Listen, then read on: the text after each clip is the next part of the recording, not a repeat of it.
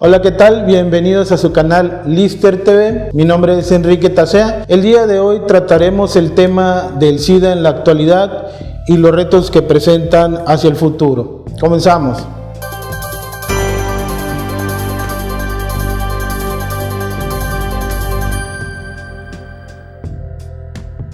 Como les comentaba, el día de hoy trataremos el tema del SIDA en la actualidad y los retos que se enfrentan para el futuro. Está para ayudarnos con este tema el químico Sergio Antonio Salazar Lozano, director ejecutivo de Grupo Lister. Bienvenido, químico. Gracias, Enrique. Para iniciar con este tema tengo dos preguntas que me parecen interesantes o serían interesantes para nuestros seguidores, que es si nos pudiera hacer un breve resumen de los avances que se tienen respecto al SIDA en la actualidad y cuáles son las principales pruebas para detectarlo en la actualidad. Claro. Mira, Enrique, con respecto a los avances, va a ser un poco complicado dar una reseña histórica detallada con fechas y nombres, porque ciertamente ha habido muchos personajes importantes involucrados y se ha avanzado mucho en el conocimiento del virus. Y en muchos sentidos: historia, evolución, patogénesis, tratamiento, diagnóstico, etcétera, ¿no? Pero en términos generales, a mí me gustaría que hoy nos concentráramos mucho en aquellas cosas que nos lleven a hablar un poco del tratamiento y del diagnóstico, que creo que pueden ser para el público general los dos puntos que sean más relevantes, ¿no? Digo, breve y muy brevemente, en los inicios ya sabemos, lo hemos comentado en otras entrevistas contigo, el inicio, ¿verdad? Es en los inicios de la década de los 80s, ¿sí? Que nos percatamos por primera vez que existe el síndrome de inmunodeficiencia adquirida, que no fue nombrado así sino hasta uno a 2 años después de que se empezaron a acuñar términos, ¿verdad? Porque primero el nombre llevaba por ahí la palabra gay y luego por ahí a la hora de nombrar el virus pasó lo mismo cuando se descubre el virus, que se descubre muy poco tiempo después, principalmente por investigadores en Estados Unidos y en Francia. Gallo como el más importante en Estados Unidos y en Francia Montagnier. Ahora, el mismo virus también hubo por ahí un poco de disputa cómo se iba a llamar. Gallo sugería que se llamara HTLV3 porque obviamente la primera característica que saltó a la vista es que este era un retrovirus, y entonces Gallo, que era un especialista en retrovirus, había ya descrito el HTLV1 y el HTLV2. Posteriormente hubo descripción del 4 y el 5, y el 3 quedó bailando. Hoy no existe un HTLV3 porque resultó que el VIH no era un HTLV, ¿sí? No era un virus linfotrópico transformante, por ejemplo, ¿sí? Entonces, y Gallo, igual proponía otro nombre, y al final quedó virus de inmunodeficiencia humana, VIH, como nombre oficial, y posteriormente a esto, se desarrollaron por ahí algunos estudios para poder diagnosticar el virus, y posteriormente a esto un tratamiento, el AZT. Pero no me quiero adelantar, porque antes de hablar de esto quisiera que platicaran, que sea brevemente, de una forma muy esquemática, cuáles son los pasos dentro del ciclo vital de la infección en el virus, qué es lo que ocurre en la célula, ¿no? Entonces, lo que va a ocurrir primero es, este virus, ¿verdad? Es un virus que es envuelto en una membrana, quiere decir que está protegido por una membrana, y en esta membrana se muestran algunas proteínas, principalmente dos son sumamente relevantes, ¿no? Que son GP120 y GP41. Estas a su vez vienen de una glicoproteína que es GP160. Pero estas dos proteínas que vamos a encontrar en la membrana tienen que interactuar con un receptor celular. En este caso hablamos de un receptor CD4. Este receptor CD4 los encontramos en linfocitos, que son células del sistema inmunológico. Ahora, estos linfocitos CD4 positivos, se les llama estos porque expresan el antígeno CD4 en su membrana, son orquestadores dentro del sistema inmune, ¿sí? Se le conoce como linfocitos cooperadores, y esto es lo que hacen, o células presentadoras de antígenos. Esto lo que hacen es que activan a los linfocitos T citotóxicos, ¿sí? Que sería parte de la inmunidad celular, que es adaptativa, y a los linfocitos B, que son los que producen los anticuerpos, para que ataquen de una manera específica a algún patógeno en particular. Entonces el virus de inmunodeficiencia humana va a atacar justamente a estas células que son orquestadoras dentro del sistema inmune adaptativo, ¿no? Bien, ¿cómo ocurre esto? Hay una interacción entre GP120 y CD4, ¿sí? Eso es lo primero, ¿sí? Pero para que se pueda llevar a cabo digamos, la infección a nivel celular, es necesaria la interacción con un correceptor. Existen dos correceptores que son para el VIH importantes, que son, estos son celulares, una vez más, ¿sí? Que son CXCR4 y CCR5, ¿sí? Entonces, algunos de estos dos correceptores van a interactuar con GP120, ¿sí? Y esto va a llevar a cabo, o al inicio, que se lleve a cabo la fusión. La fusión es otra cosa más que la fusión, pero de las membranas. La membrana del virus, la que lo cubre, la que lo envuelve, se fusiona con la membrana de la célula que está infectada y entrega el virión al citoplasma celular. Una vez ahí, la transcriptasa reversa se va a encargar de el genoma que viene en la forma molecular de RNA, transformarlo a DNA, ¿sí? Lo va a pasar a DNA. Una vez que lo pase a DNA, es importante que este DNA entre al núcleo celular si ha de servir para algo, ¿no? Entonces pasa a través del poro nuclear y una vez ahí, una enzima muy importante para el virus. La primera enzima importante, hablamos, es la retrotranscriptasa o la transcriptasa reversa. La segunda enzima importante es la integrasa. La integrasa es una enzima que va a cortar, va a escindir el DNA de la célula blanco y va su DNA a integrarse en ese hueco que creó, ¿sí? Y la maquinaria de reparación celular de la célula, propia de la célula, se va a encargar de aquel corte que hay ahí, repararlo y dejarlo todo bien, porque asume de cierta manera que el error que está viendo ahí es un error que ocurrió por algún otro motivo, vamos, y simplemente lo repara, pero lo que ha logrado con esto es de manera efectiva integrar el genoma viral al genoma de la célula hospedera. De ahora en adelante, este genoma viral formará parte constitutiva de la célula. Ahora, para que una vez más esta infección sea útil para el virus, es necesario que su genoma sea expresado. Entonces, los genes virales los vamos a encontrar divididos en tempranos y tardíos. Esto no tiene otra cosa o no se refiere a nada más que los tempranos son los que se expresan primero, ¿sí? Ya una vez que los tempranos se expresan y empiezan a llevar a cabo sus funciones, vienen los tardíos que se encargan de ensamblar los viriones, madurarlos. Estas proteínas que son necesarias que queden maduras para que el virión pueda ser infectivo son procesadas por una enzima viral que es la proteasa, ¿sí? La proteasa del virus, y una vez que la proteasa viral lleva a cabo su función, el virión es llevado hasta la membrana. De la membrana saca su envoltura el virión y entonces sale a infectar otras células.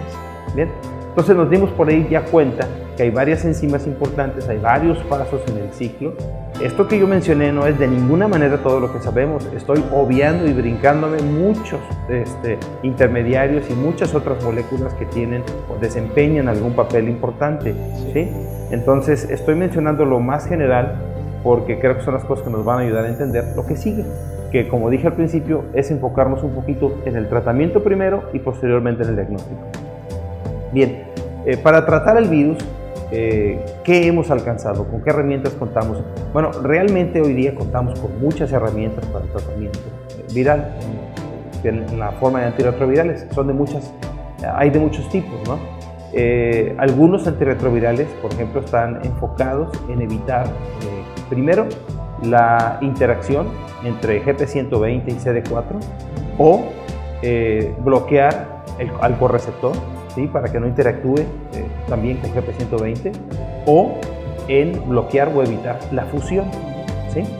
Ahora, todos estos tratamientos, insisto, están enfocados en esa parte, ¿no? Ahora, tenemos otra clase ahí hablamos de tres grupitos de medicamentos distintos, sí quedó claro, ¿verdad? Que atacan cada una de las que atacan cada una de estas primeras fases iniciales.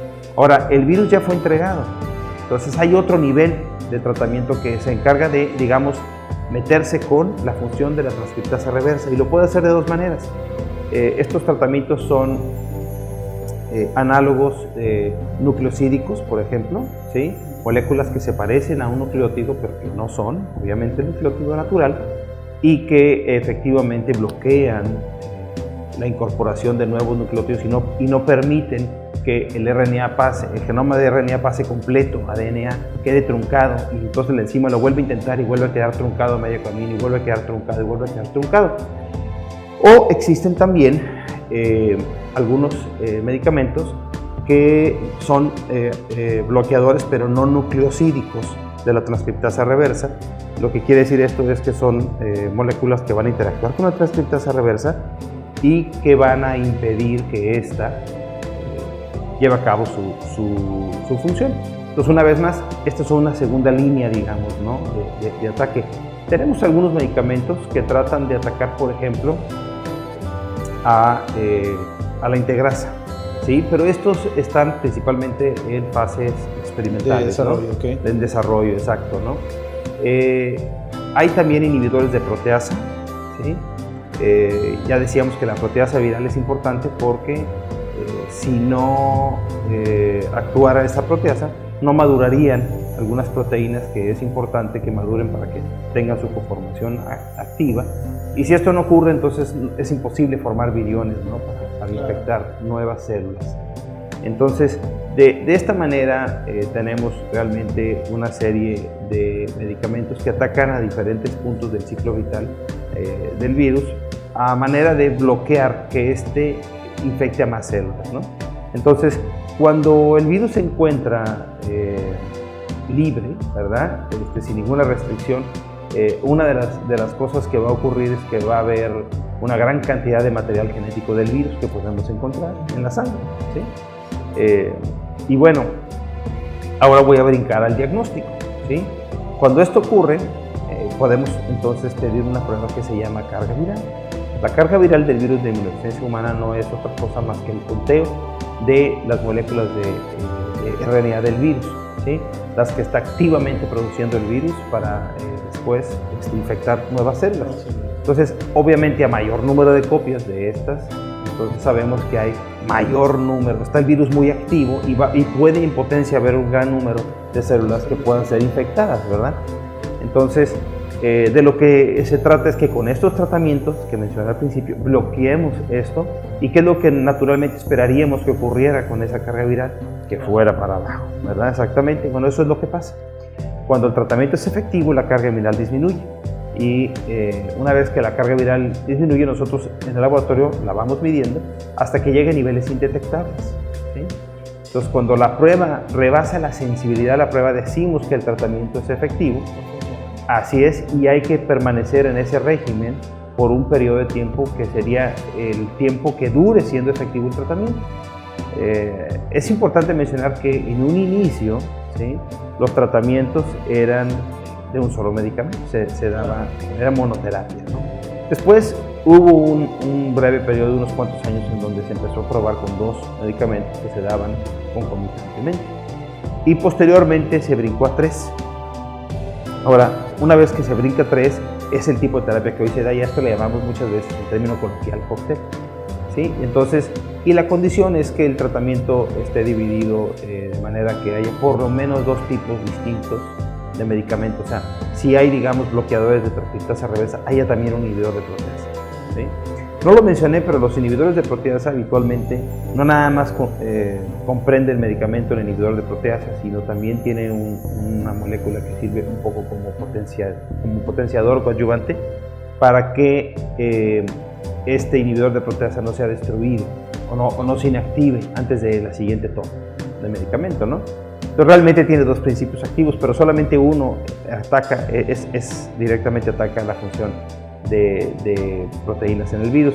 El otro es para que este funcione bien, el tiempo que debe funcionar. Bien, ahora, ya hablamos de la carga viral y cómo lo que esperamos es esto. Cuando el medicamento deja de funcionar, entonces la carga viral vuelve a subir y hay que cambiar el tratamiento.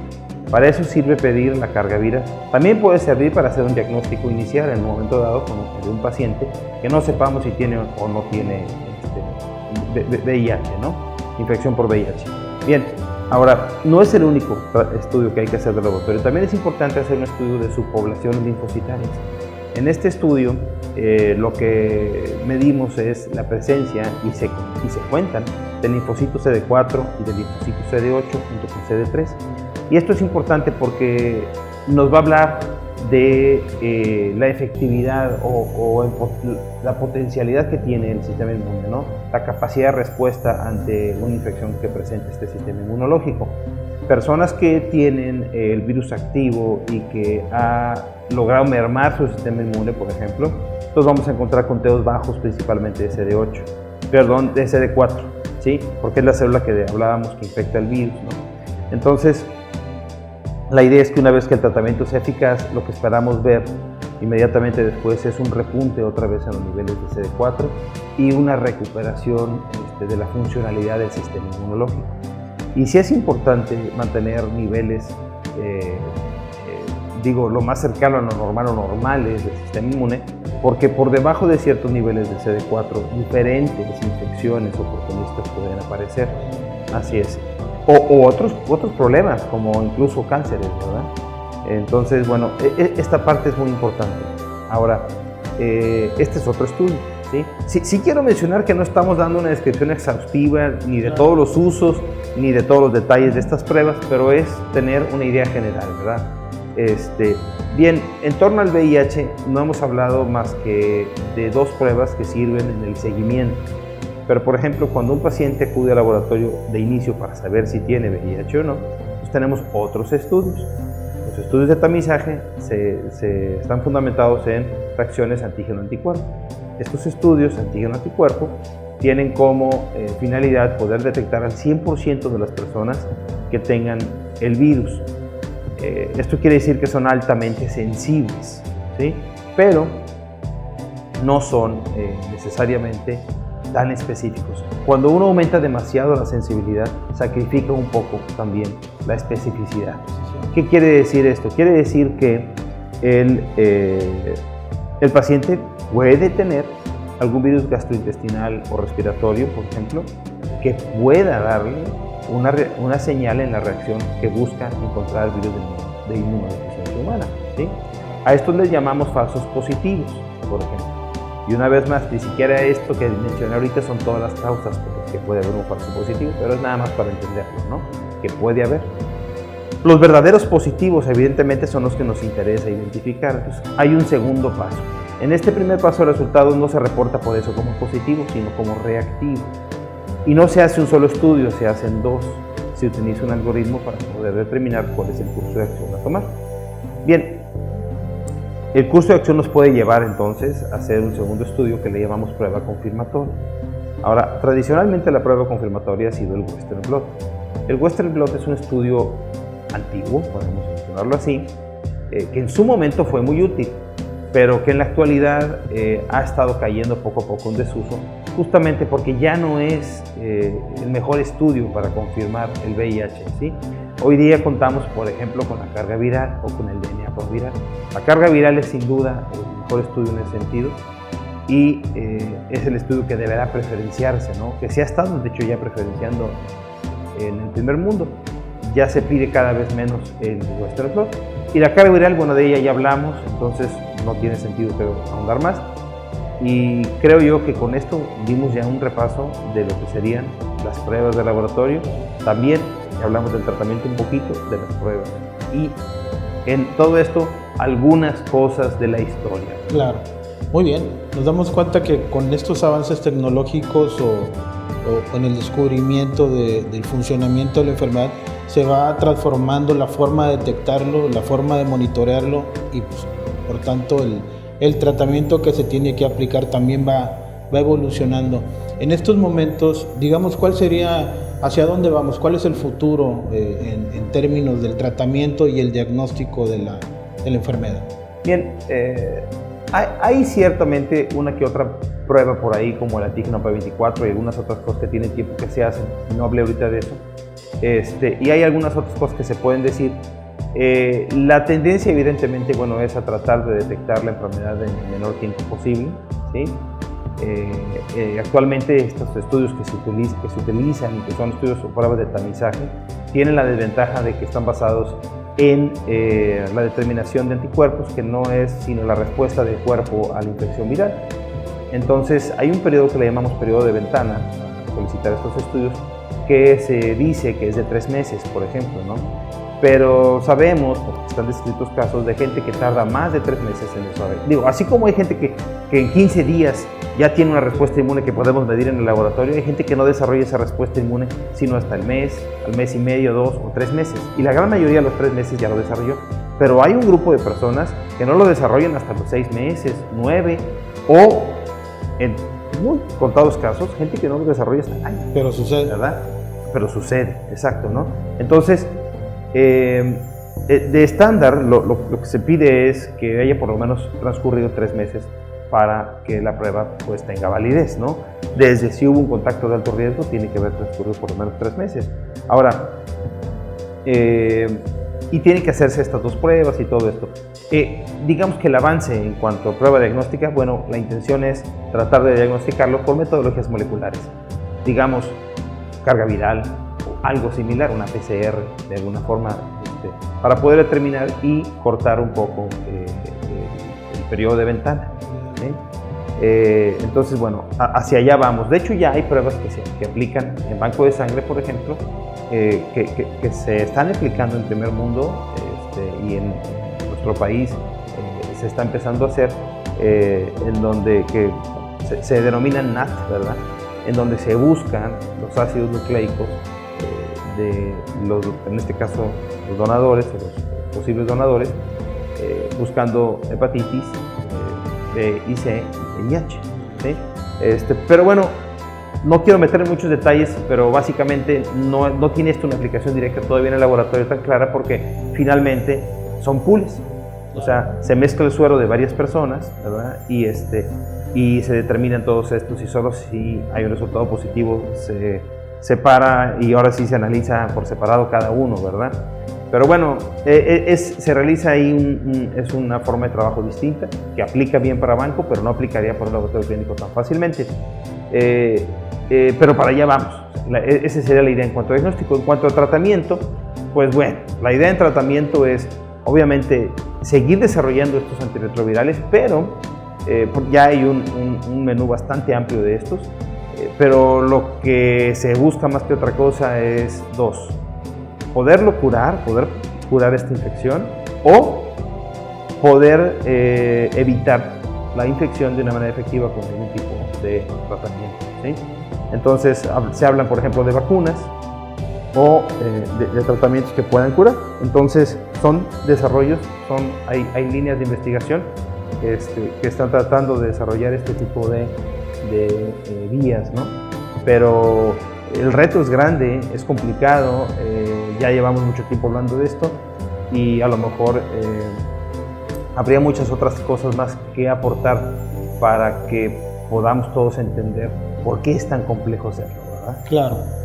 Pues muchas gracias, Químico. La información me parece ha sido muy interesante, muy actual, sobre todo que de repente olvidamos el alcance de que tiene esta enfermedad, ¿no?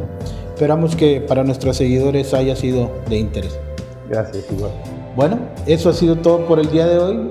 Les agradecemos su atención, esperamos que la información haya sido de interés y nos vemos en la siguiente cápsula. Hasta la próxima.